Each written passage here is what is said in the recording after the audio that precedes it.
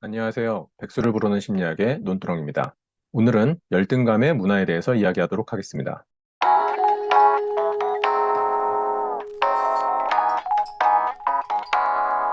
연금제도, 인권, 성평등, 복지제도, 남을 의식하는 것들. 이것들 간의 공통점이 무엇일까요?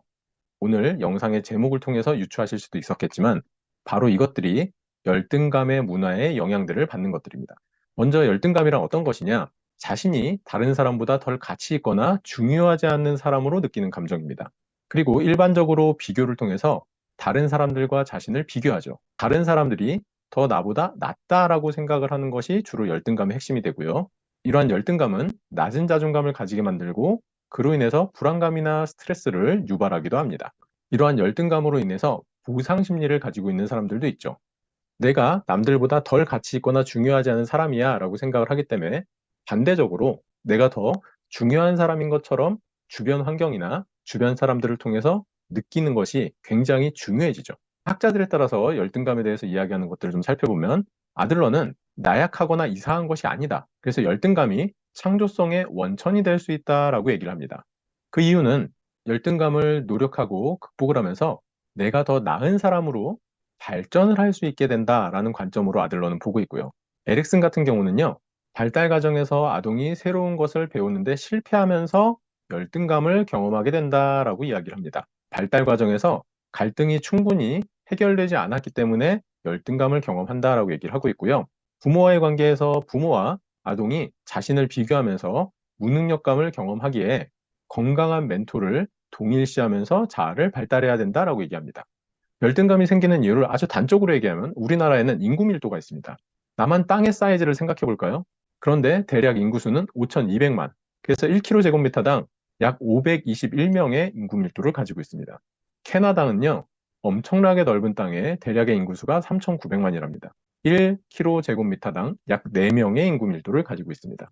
단적으로 10평의 집에 10명이 사는 것과 10평의 집에 2명이 사는 것과 어떤 집에서 스트레스가 더 많죠? 어떤 것이 내가 더 경쟁을 해야 될까요? 그러다 보니 일을 하다가 몸이 아파서 병원 좀 다녀올게요. 그럼 뭐라 그래요? 아파? 쉬고 싶어? 쭉 쉬어. 너 말고 일할 사람 많아. 이런 식으로 사람을 존중하지 않는 문화가 생기게 되죠. 그러다 보니 발달 과정에서 끊임없이 경쟁을 해야 됩니다. 이 수많은 사람 속에서 내가 누군가보다 더 나은 사람이 되지 않으면 도태되는 것 같기도 하고요. 그러다 보니까 끊임없이 비교하는 비교의식 속에서 상대적인 박탈감을 경험하는 사람들도 굉장히 많이 있죠.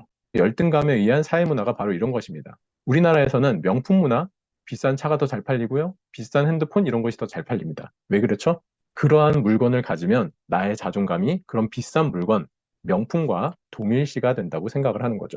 그래서 어떤 분이 이런 얘기 하신 적이 있어요. 저는요, 비 올 때 제 가방 품고 뛰어요. 이러시더라고요. 처음에는 그게 무슨 말인지 몰랐어요. 근데 설명을 들어보니 진짜 명품은 비 올 때 품고 뛰고요. 짝퉁은 비 올 때 머리에 쓰고 비를 가리고 뛴답니다. 그래서 제가 그런 얘기를 했죠.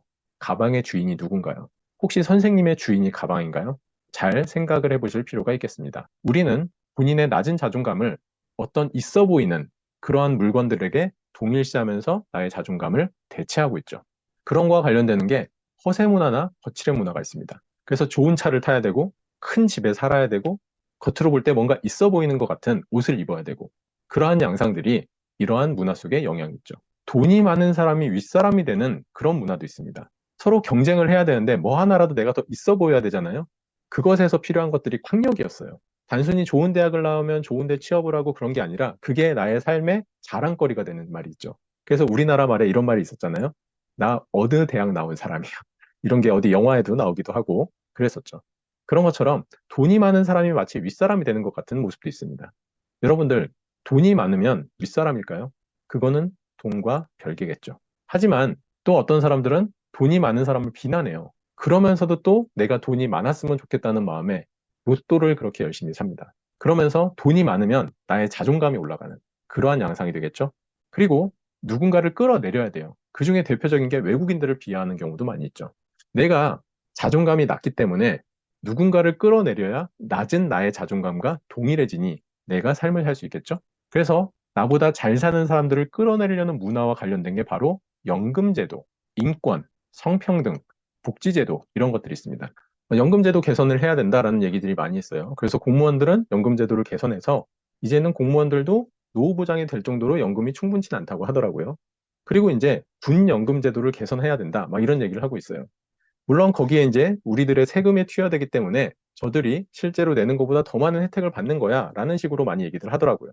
네, 저는 이것보다는 더 중요한 포인트가 이거 같아요. 그러면 그런 군연금이나 그런 공무원들이 받는 연금 정도는 돼야 그래도 노후가 보장이 되고 노후가 좀 편안하게 살 수 있잖아요. 그렇다면 우리는 그들의 연금 제도를 우리처럼 노후가 불행하게 만드는 연금이 아니라 우리의 연금 제도를 개선을 해서 군인들이나 공무원들의 연금제도처럼 만들어 달라고 얘기를 해야 모든 사람들이 행복하고 모든 사람들이 노후가 보장이 되는 사회가 되지 않을까요? 근데 어때요? 우리는 나보다 뭔가를 더 가지고 있으면 그걸 끌어내리려고 합니다. 왜요? 낮은 나의 자존감에, 낮은 나의 삶의 모습에 저 사람들도 같아야 된다라고 생각을 합니다. 그렇기 때문에 어떻게 돼요? 모두 다 힘들게 사는 사회가 될 수밖에 없겠죠. 인권, 성평등, 이것도 마찬가지입니다.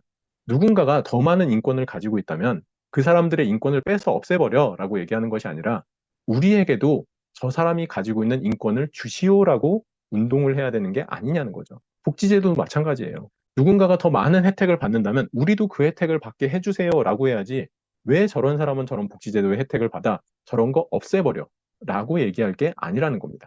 열등감으로 인해서 자신들만의 집단 이기주의가 생기기도 합니다.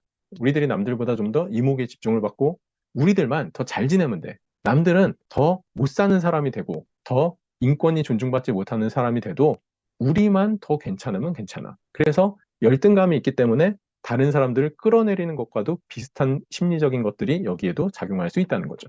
그렇다면 열등감을 어떻게 극복해요? 자신을 존중하고 사랑할 줄 아는 게 필요합니다. 열등감을 가지고 있는 사람들은요, 끊임없이 누군가로부터 내가 존중받고 누군가로부터 대접받기를 바래요. 그 핵심은 뭐죠? 스스로가 본인을 존중하고 스스로가 본인을 대접하지 않기 때문입니다. 그러니 본인 스스로가 본인을 사랑해주고 본인 스스로가 존중을 한다면 주변 사람들이 아무리 나를 무시한다 그래도 그런 사람들은 상처를 받지도 않고 자존감에 손상을 입지는 않습니다. 그래서 여러분들 자신을 사랑하고 존중하는 것이 열등감의 극복에 가장 중요한 핵심 출발점이 되는 거고요. 스스로 만족하는 기준이 있어야 된다고도 얘기를 합니다. 요즘 상대적인 박탈감을 경험하시는 분들이 굉장히 많이 있죠. 그 이유가 뭘까요? 내가 가지고 있는 것들보다 더 많이 가진 사람들을 계속 비교를 해요. 그리고 나는 비교할 생각이 없는데도 주변 사회에서, TV 광고에서 끊임없이 어떤 사람들은 이런 걸 가지고 있어요. 그리고 그러한 물건을 가지면 이렇게 행복하게 살아요. 라는 것처럼 포장된 모습의 광고들이 많이 나오죠. 그렇기 때문에요, 여러분들, 지금 현재 내가 가지고 있는 것들에 만족하고 지금 내가 가지고 있는 것들에 자족을 하는 것이 또 하나의 열등감 극복 방법이 됩니다. 그리고 이런 것들이 복잡하다면 하나의 멘트만 기억하셔도 될 것 같아요. 나보다 더 나은 상황이나 더 좋은 것을 가지고 있는 사람에게는 그 사람 것을 뺏어서 없애버려가 아니라 우리도 그것을 가질 수 있도록 요구해야 된다. 그러면 모두 모두 다 행복하게 살 수 있는 열등감의 문화가 극복이 될 거라고 생각을 합니다. 지금까지 백수를 부르는 심리학의 논두렁이었습니다. 감사합니다.